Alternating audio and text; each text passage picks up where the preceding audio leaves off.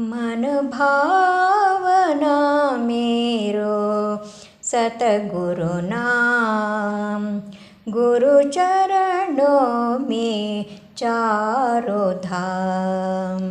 मन भावना मेरो सतगुरु नाम, गुरु चरणों में चारों धाम।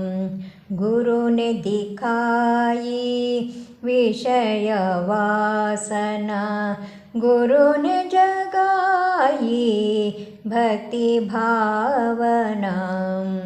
गुरु ने दिखाई विषय वासना, गुरु ने जगाई भक्ति भावना। ಶ್ರೀರಾಮಕೃಷ್ಣ ವಚನವೇದ ಗೃಹಸ್ಥರಿಗೆ ಬುದ್ಧಿವಾದ ಎಂಬ 4ನೇ ಅಧ್ಯಾಯದ ಮುಂದುವರೆದ ಭಾಗ.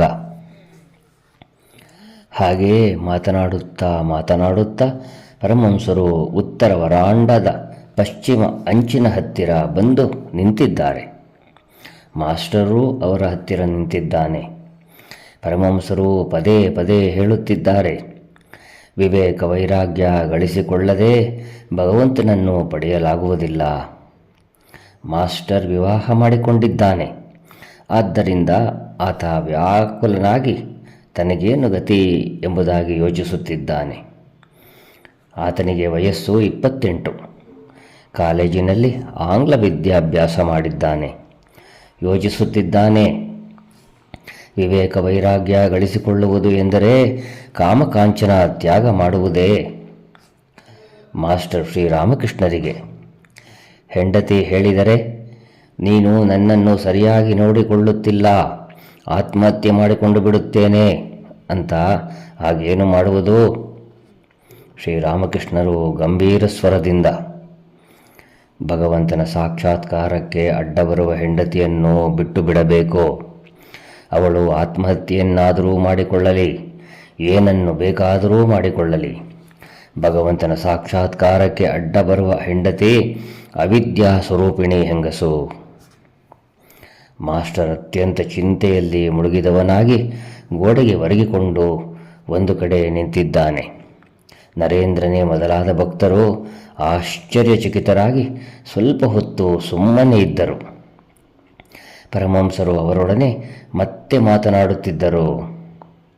ಇದ್ದಕ್ಕಿದ್ದ ಹಾಗೆ ಮಾಸ್ಟರ್ನ ಹತ್ತಿರ ಬಂದು ಆತನ ಕಿವಿಗೆ ಹೇಳುತ್ತಿದ್ದಾರೆ, ಯಾರಿಗೆ ಭಗವಂತನಲ್ಲಿ ಹೃತ್ಪೂರ್ವಕವಾದ ಭಕ್ತಿ ಇದೆಯೋ ಆತನಿಗೆ ರಾಜ, ಹೆಂಡತಿ, ದುಷ್ಟರು ಎಲ್ಲರೂ ವಶರಾಗಿ ಬಿಡುತ್ತಾರೆ.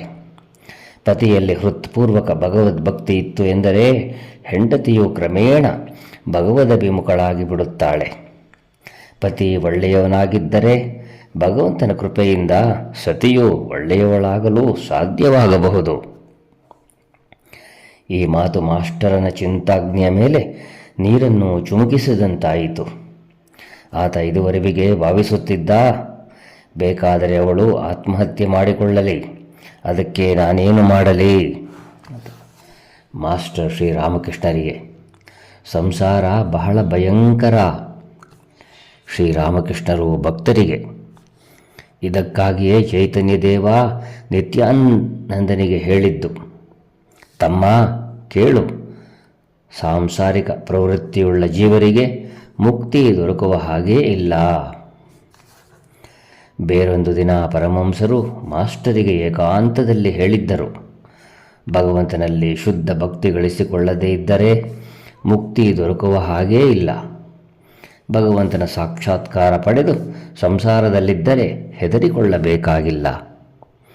ಆಗಾಗ ನಿರ್ಜನ ಪ್ರದೇಶದಲ್ಲಿದ್ದು ಸಾಧನೆ ಮಾಡಿ ಶುದ್ಧ ಭಕ್ತಿ ಗಳಿಸಿಕೊಂಡದ್ದೇ ಆದರೆ ಸಂಸಾರದಲ್ಲಿದ್ದರೂ ಹೆದರಿಕೊಳ್ಳಬೇಕಾಗಿಲ್ಲ. ಚೈತನ್ಯ ದೇವನಿಗೆ ಸಂಸಾರಸ್ಥ ಭಕ್ತರೂ ಇದ್ದರು. ಅವರು ಸಂಸಾರದಲ್ಲಿ ಹೆಸರಿಗೆ ಮಾತ್ರ ಇರುತ್ತಿದ್ದರು, ಅನಾಸಕ್ತರಾಗಿ ಇರುತ್ತಿದ್ದರು.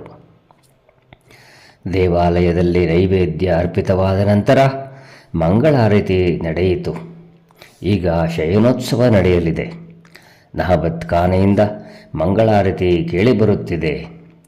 ಪರಮಹಂಸರು ಭೋಜನಕ್ಕೆ ಕುಳಿತುಕೊಂಡಿದ್ದಾರೆ.